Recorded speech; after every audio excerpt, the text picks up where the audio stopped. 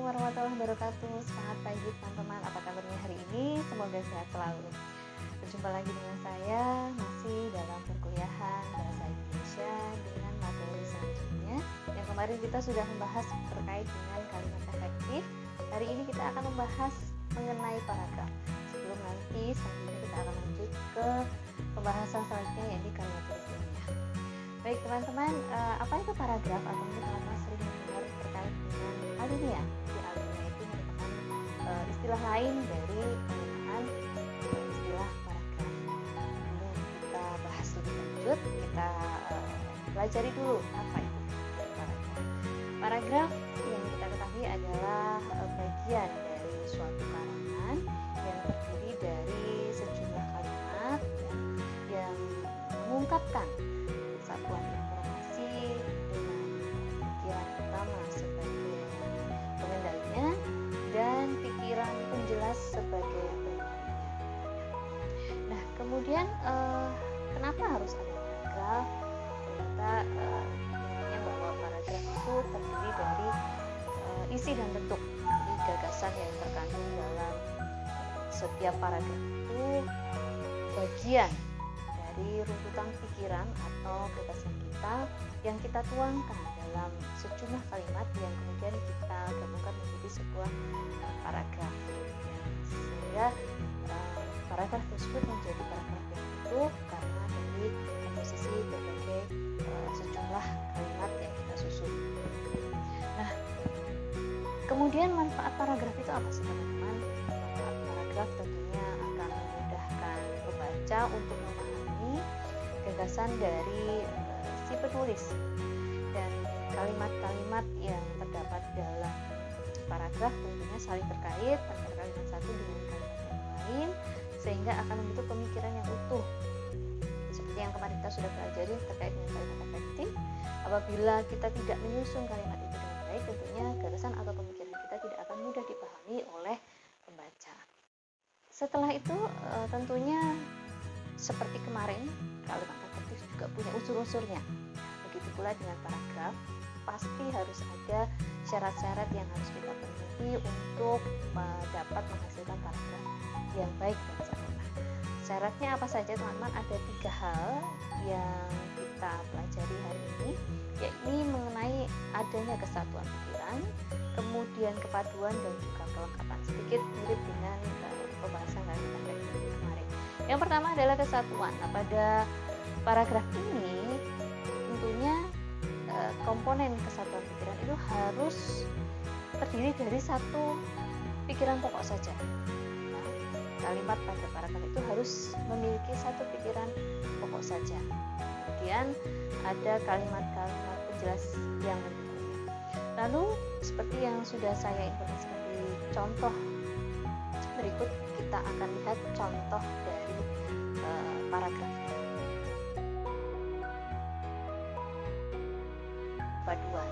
Jadi kalimat yang membangun dalam sebuah paragraf itu harus ada hubungan yang logis, hubungan pemikiran yang ada dalam paragraf itu menghasilkan kejelasan struktur dari makna paragraf itu. Jadi ketika kita menyusun sebuah kalimat menjadi sebuah paragraf, tentunya harus memiliki kepaduan yang utuh, bagaimana seperti yang sudah pernah kita bahas, yang kita singgung dalam kalimat efektif pada pertemuan sebelumnya. Berikut saya berikan contoh paragraf juga.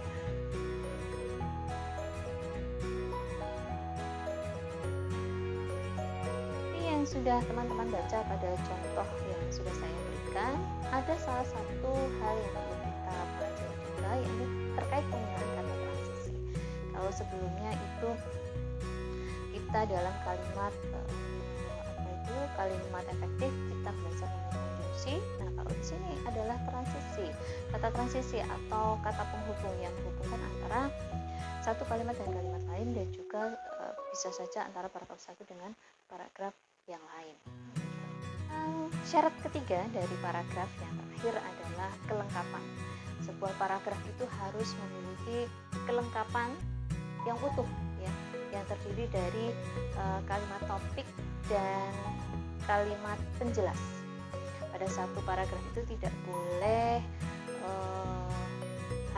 satu kalimat saja, tapi harus memiliki kalimat penjelas. Kenapa? Nanti dia tidak akan memiliki makna yang lengkap. Maknanya hanya berada dalam ambang-ambang saja, jadi belum dapat dipahami oleh masyarakat atau pembaca. Seperti yang saya berikan pada contoh.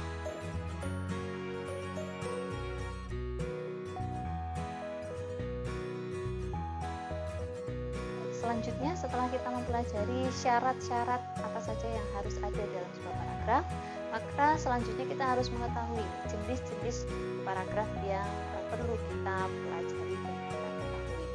Yang pertama itu berdasarkan tujuannya. Ada 3 jenis paragraf. Ada paragraf pembuka, paragraf penghubung, dan juga paragraf penutup. Lalu kemudian berdasarkan letak pikiran utamanya itu kita bagi menjadi 4 jenis. Yang pertama ada paragraf deduktif yang teman-teman kenal dengan umum khusus, kemudian paragraf induktif atau khusus umum, lalu paragraf deduktif-induktif yaitu percampuran antara paragraf pokok pemikirannya di depan dan juga di akhir. Lalu yang keempat adalah paragraf deskripsi atau kemudian ada berdasarkan jenis karangannya.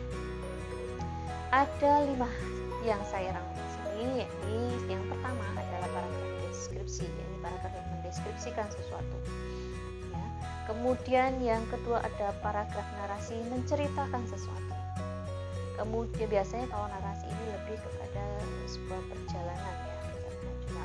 Kemudian paragraf eksposisi ini berarti kita memberikan informasi terkait dengan sesuatu hal secara jelas gitu, baik itu tahapan-tahapan ataupun hal-hal yang harus kita pelajari terkait dengan informasi tersebut. Kemudian ada paragraf argumentasi.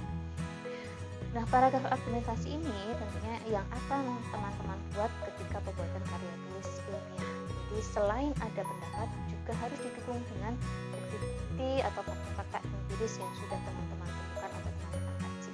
Kemudian yang kelima kita mengenal namanya jenis paragraf persuasi, paragraf yang mengajak.